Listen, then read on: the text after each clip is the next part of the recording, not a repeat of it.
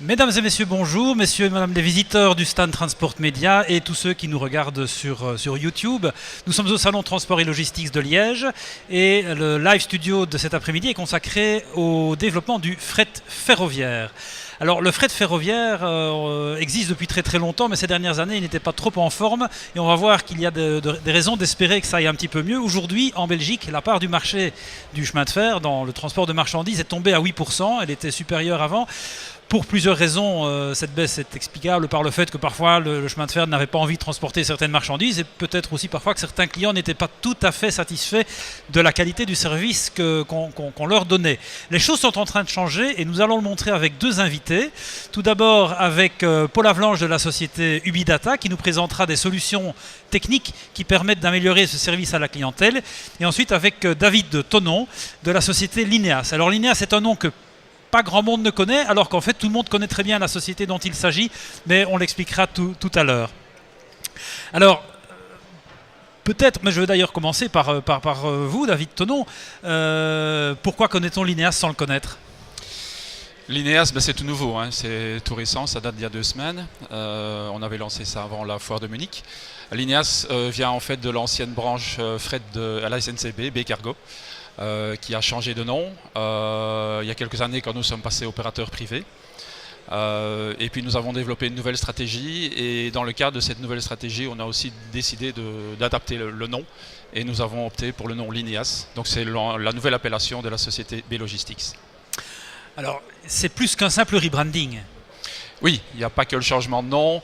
Disons que c'est à la fois un aboutissement et un départ. Aboutissement parce que ça fait des années qu'on travaille d'une part à un assainissement de la société. On vient de 115 millions en négatif d'EBITDA en 2009 et on était à 26 millions positifs l'année dernière. Mais surtout en interne, beaucoup de transformations au niveau managérial, au niveau organisation, au niveau du personnel. Et on a voulu effectivement signifier ça par un changement de nom de la société. Donc c'est à la fois un aboutissement de ce qu'on vient de faire, mais c'est un nouveau départ également. Qu'est-ce qui distingue Lineas d'un autre prestataire ferroviaire, je veux dire peut-être plutôt traditionnel aujourd'hui ?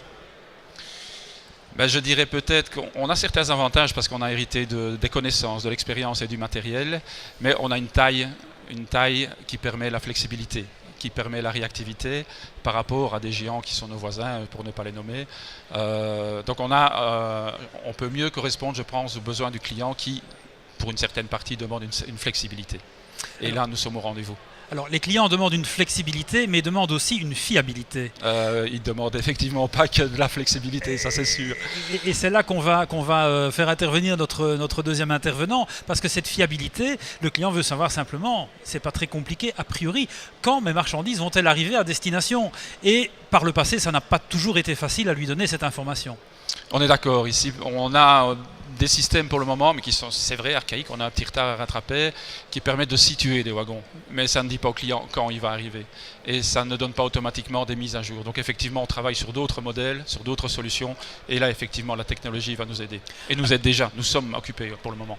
Alors, il se fait qu'on a autour de la table une deuxième société tout aussi belge que Lineas, qui est Ubidata, monsieur Avlange. Quel type de solution proposez-vous pour aider des sociétés comme Lineas à tenir leurs promesses clients ? Alors donc nous proposons des solutions pour gérer et optimiser le transport de marchandises et donc y compris les actifs nécessaires pour les transporter et donc les wagons de fret. Alors ce qui fait la particularité d'un wagon de fret, c'est qu'il n'a pas d'énergie. Donc on doit trouver une solution pour capturer les données qui soit très économe en énergie et qui à la fois envoie suffisamment de données. Ça c'est la première partie de la solution. La deuxième partie c'est la gestion de ces données pour les transformer en information. À savoir l'information c'est une heure d'estimée d'arrivée, c'est un temps d'attente qui est trop long avec une alerte qui est envoyée à l'opérateur, au client. Mais donc c'est vraiment l'ensemble de la chaîne capture et traitement d'informations qui va faire qu'on va pouvoir mieux gérer une flotte de wagons. Il faut savoir qu'en fait ce sont des solutions qu'on applique déjà dans le routier et qu'on va appliquer de manière assez similaire en fait dans le transport ferroviaire. Alors c'est vrai, on a dit il y avait des solutions de traçabilité des wagons. Ce qu'on voit aussi, c'est que maintenant tracer un wagon belge en Belgique tiré par un opérateur belge sur le réseau d'Infrabel, il y a les infrastructures, mais dès qu'on sort du pays, dès qu'on doit compter sur des tiers qui sont d'autres opérateurs privés, parfois de multiples opérateurs sur un trajet, c'est quelque chose qui devient beaucoup plus difficile et pour lequel les nouvelles solutions technologiques qu'on propose sont nettement mieux adaptées. Et donc sans entrer trop dans le détail de la technique, mais vos solutions permettent de tracer un wagon de n'importe quel point d'Europe à n'importe quel autre point d'Europe. Ouais, exactement. Donc on sait quand il part, on sait où il traîne trop également, on sait quand il va arriver chez un client, et donc tout ça, ça permet en fait de mieux monitorer son trajet et de prendre les actions vis-à-vis du client, de l'avertir par exemple si le train a 3 heures de retard. Vous avez déjà de l'expérience avec des prestataires dans le domaine ferroviaire, vous pourriez nous en dire quelques mots? Alors il faut savoir qu'en fait on a commencé à travailler avec l'ancêtre de l'INEAS il y a 4 ans, on avait fait un projet pilote avec eux, et puis c'est un marché qui a du mal à décoller, le marché des wagons, mais depuis on a quand même un certain nombre de clients, des gens comme CFL Cargo, comme Samskip, et donc grâce à notre système ils vont pouvoir effectivement suivre leur activité de manière beaucoup plus précise. Un exemple également important, et là on parle moins de service client mais d'obligation, c'est de connaître les kilomètres parcourus d'un wagon. Alors ça semble simple a priori, mais de nouveau quand on sort de Belgique, quand on travaille avec de multiples opérateurs, c'est plus complexe. Notre système va permettre d'identifier les kilométrages parcourus et d'optimiser les cycles de maintenance. Un autre exemple, c'est de pouvoir calculer les temps de repos ou les temps de non-roulement des wagons et de commencer à optimiser la flotte. Ce qu'on constate, c'est qu'il y a des wagons qui ne roulent que très très peu. Ce sont des actifs ou du capital qui est immobilisé.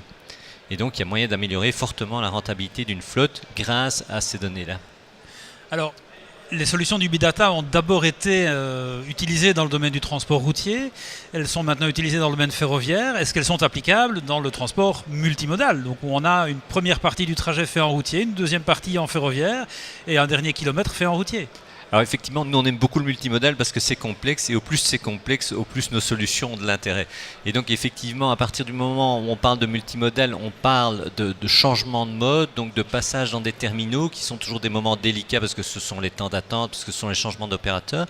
Et notre système permet effectivement de suivre un trajet à travers, depuis son point de départ, son premier ou ses premiers kilomètres, son passage en terminal, passage en train et puis les derniers kilomètres, et de pouvoir identifier en fait toutes les déviations par rapport au planning attendu. Et donc de nouveau, pouvoir prévenir les clients et pouvoir aussi finalement optimiser le multimodal. Un des problèmes du multimodal, c'était les temps d'attente trop longs dans les terminaux. C'est d'avoir des chauffeurs routiers par exemple qui attendent qu'un train arrive. Ici, on peut faire en sorte que le chauffeur routier soit là au moment où le train arrive. Monsieur Tonon, c'est vraiment là que ça se joue. D'abord pour être plus rapide qu'auparavant, c'est dans toutes ces ruptures de chaîne aux terminaux, entre deux opérateurs de traction, etc. etc. Il est clair que ça joue un rôle, et comme vous le disiez au niveau de la traçabilité, bon, les problèmes peuvent survenir à tout point de vue au niveau des transports, mais c'est généralement quand il y a une rupture de charge que ça se passe. Et donc effectivement, nous avec notre nouveau produit, donc le GXN, où nous relions des nœuds économiques en Europe, il est clair que les first mile et les last mile, nous le faisons soit en ferroviaire, soit avec d'autres modes de transport, et que donc là effectivement la technologie viendra à notre aide pour assurer cette fameuse traçabilité demandée par les clients. Donc avec GXN ou Green Express, je pense que c'est un nom qu'on a entendu, vous proposez un service door-to-door. C'est un service door-to-door. Donc on reste un opérateur ferroviaire.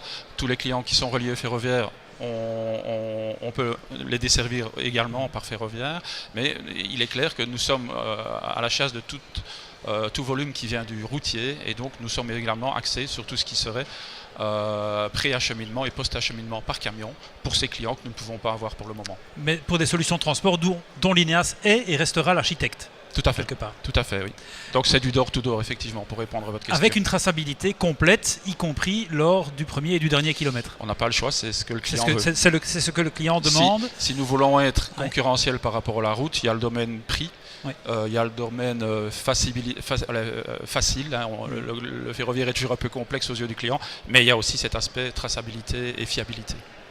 Alors une dernière question, et vous allez évidemment y répondre en fonction de vos domaines d'activité respectifs, mais aujourd'hui, si rien n'est fait, les routes ne s'étendront pas, elles ne s'élargiront presque pas. Et si rien n'est fait, l'infarctus guette. Il est déjà parfois présent sur des zones relativement importantes de notre réseau routier. Donc ce transfert d'une partie des marchandises vers le chemin de fer est une nécessité presque sociétale. Qu'est-ce qu'il faut faire pour attirer davantage de marchandises vers le chemin de fer? Je vais peut-être commencer par M. Avlanche, qui est moins directement concerné. Alors, moi, au plus il y en a sur le rail, Et pour autant que le rail utilise mes solutions, au mieux c'est. Mais non, je pense qu'effectivement, la mise en place de technologies plus modernes va permettre aussi au rail de concurrencer de manière plus efficace la route, ne fût-ce que de pouvoir avertir les clients de ce qui se passe, avertir d'un retard s'il y en a un, de pouvoir suivre son activité. Pour vous donner une anecdote, à un moment, je me souviens, j'avais un client qui plaçait ses remorques sur des wagons d'un opérateur, et c'était lui qui appelait l'opérateur pour lui dire « Tiens, tu sais que ton train, il est bloqué en Hongrie, là. » Et ça, c'est pas normal. C'était le monde à l'envers, ça. Oui. Et donc voilà, et c'est vrai. Et donc la mise en place en fait de solutions technologiques va contribuer à renforcer la fiabilité du rail, et donc ça devrait augmenter sa part de marché. C'est une vision partagée par l'INEAS, je suppose, Monsieur Thonon. Bien entendu. Donc on est sorti de notre phase de survie, on est dans une phase de croissance. Et la stratégie de l'INEAS se résume en 2 mots, modal shift. C'est clairement aller chercher du volume à la route. Et donc c'est clairement décider que notre concurrent n'est plus les autres entreprises ferroviaires, mais clairement la route. Et donc effectivement, on doit absolument offrir des produits qui feront que l'industriel ne devra plus choisir. Il aura d'instinct une priorité qui sera ferroviaire. C'est vraiment le but de l'INEAS et de sa stratégie de model shift. Et j'ajouterais peut-être un point, c'est qu'en termes, on peut également travailler sur l'optimisation de la flotte, donc finalement pouvoir servir le même volume avec un nombre moindre de wagons, et donc ça augmente la rentabilité de la société, et donc ça lui permet d'avoir des moyens supplémentaires pour investir, ça lui permet d'avoir des prix qui soient plus adaptés également. C'est un aspect un peu caché mais qui est fondamental. Eh bien voilà donc une double bonne nouvelle, puisque à la fois grâce à l'utilisation de technologies telles que celle du Big Data et d'une stratégie commerciale telle que celle de l'INEAS, les notions de service, de fiabilité et de performance ne sont plus incompatibles avec le chemin de fer. Rendez-vous dans quelques années pour voir si tout ça s'est transformé en un business model encore plus rentable pour l'INEAS. Merci beaucoup à tous les deux, bonne fin de salon. Merci, bon après-midi.